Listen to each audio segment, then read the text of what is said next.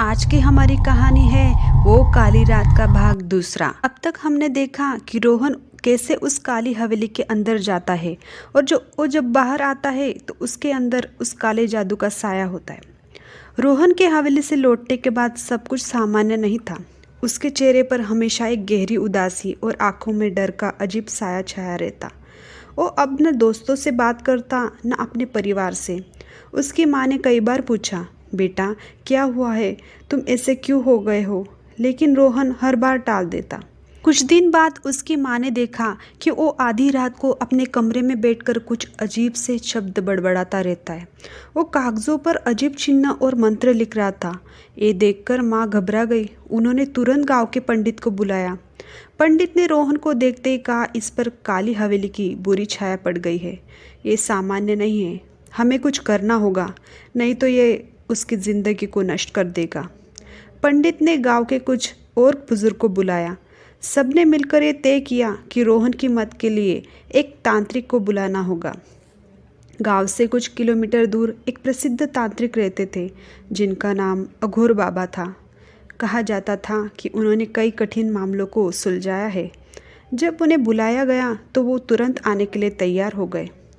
अघोर बाबा ने रोहन को देखते ही कहा, ये लड़का सिर्फ हवेली से लौटा नहीं है बल्कि अपने साथ वहाँ की बुरी आत्मा को भी लेकर आया है। बाबा ने रोहन के कमरे में जाकर जांच शुरू की। वहाँ की दीवारों पर उन्हें चिन्हों का आभास था जो रोहन हवेली में देख आया था। बाबा ने कहा, ये आत्मा उसे पूरी तरह अपने वश में करने की कोशिश कर रही है, हमें तुरंत इसे रोकना होगा। अगली रात तांत्रिक ने हवेली में जाकर साधना करने का फैसला किया। उन्होंने रोहन और गांव के कुछ युवाओं को साथ लिया। जब वे हवेली पहुंचे तो वहां का माहौल और भी भयानक हो चुका था। दीवारों पर ताज़े खून का निशान थे और हवेली के अंदर किसी के रोने की आवाज़ें आ रही थी। बाबा ने अपने मंत्रों का जाप शुरू किया। जैसे जैसे मंत्रोच्चार तेज होता गया, हवेली में अजीब घटनाएं होने लगी। फर्श पर पड़े पत्थर खुद ब खुद हवा में उड़ने लगे। रोहन अचानक जोर जोर से चीखने लगा और ज़मीन पर गिर पड़ा। अघोर बाबा ने कहा, इस लड़के के शरीर में वही आत्मा प्रवेश कर चुकी है जो हवेली में रहती है, लेकिन ये आत्मा अकेली नहीं है। यह काले जादू का बहुत गहरा रहस्य छिपा है।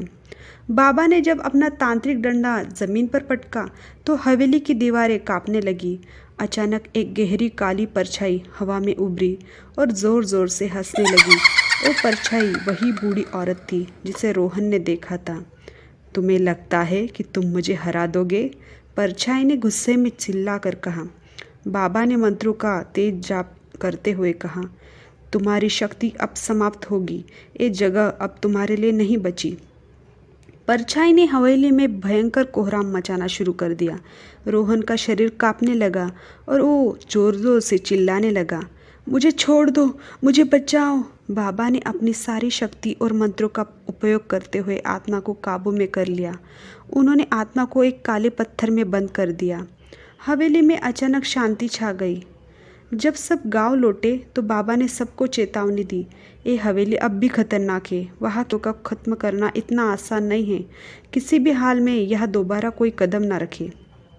गांव वाले अब उस हवेली के पास जाने से और भी डरने लगे, लेकिन कहते हैं कि काली हवेली की रातें अब भी रहस्यमय हैं। रोहन ठीक तो हो गया, लेकिन कभी कभी उसकी आंखों में वही अजीब चमक जाती है जैसे कुछ अब भी उसके भीतर छिपा हो।